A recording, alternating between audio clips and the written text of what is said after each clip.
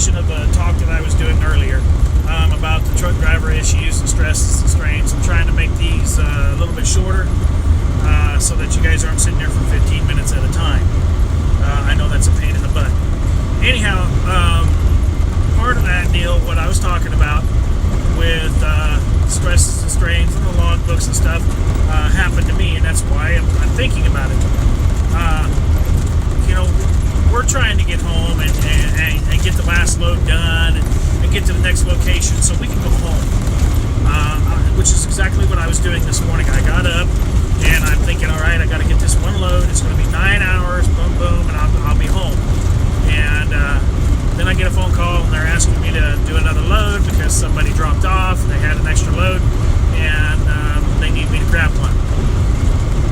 So I went ahead and said, yeah.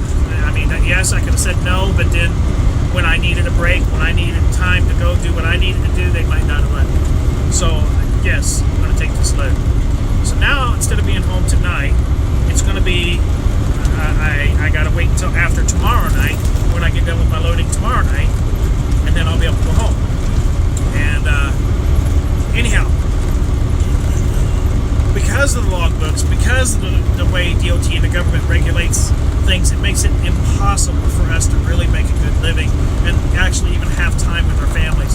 So we either don't make enough money and stress and strain when we are home with our families about how we're going to pay the bills, or we go out and we kill ourselves out here on the road. And some people doctor their books, and there's a reason we do that. And I say we as in the industry, there's a reason truck drivers do that, and it's because, say we got to that location and we did lose 6 or 8 hours of time, well, we'll adjust our stuff to show that, oh, hey, we had 10 hours of sleep here, so we can start our day again. And it's the only way we can do it. And again, I'm saying we because that's truck drivers in general.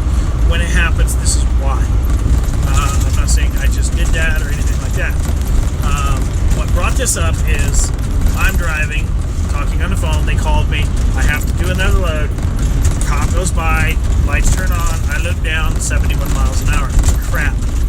So I pull over. He comes up. He's talking to me, and I apologize for speeding. Told him I was talking on the phone. I was upset because they called me out for another load, and he said it's understandable. He's not going to write me a ticket.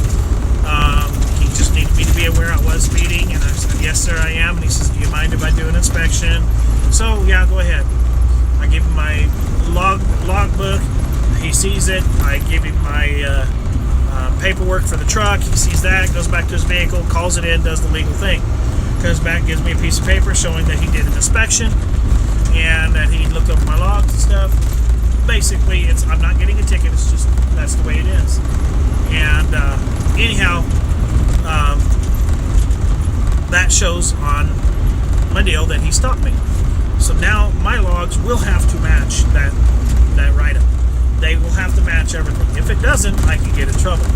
So that literally puts me at a 14-hour window that I have to get this done, and that I have to get this load and get the next load up there and get stopped before my 14 hours is up. So that's the kind of things that people don't understand about truck drivers and what we have to deal with. Let's add to that the fact that I've got kids that I don't get to see. I've got my fiance that I don't get to see, stepkids, grandkids, all this because I'm on the road. I might be on the road for 6 days and get to see them for 2 days. And any one of them, if they're where I'm at the time. So those are the hardships that I have to deal with. So when we're rushing and when we're trying to get from point A to point B, when we're aggravated because you cut us off, that's why. It's not because we're jerks or idiots or whatever. It's not because of that. It's because we want to be home. I want to be with my family. I love my kids. I love my grandkids. I love my fiance. I want to be home with them just like you guys do. You guys go and do your 8 or 10 hour day, you go home. And then you get back up and go to work again.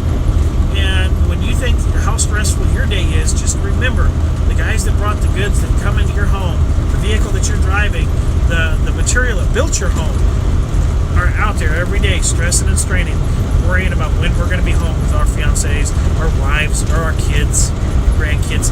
We stress about this every day. And, I wish all you guys blessings. There's going to be another part to this. This is part 2. So please look for my videos and subscribe. God bless you.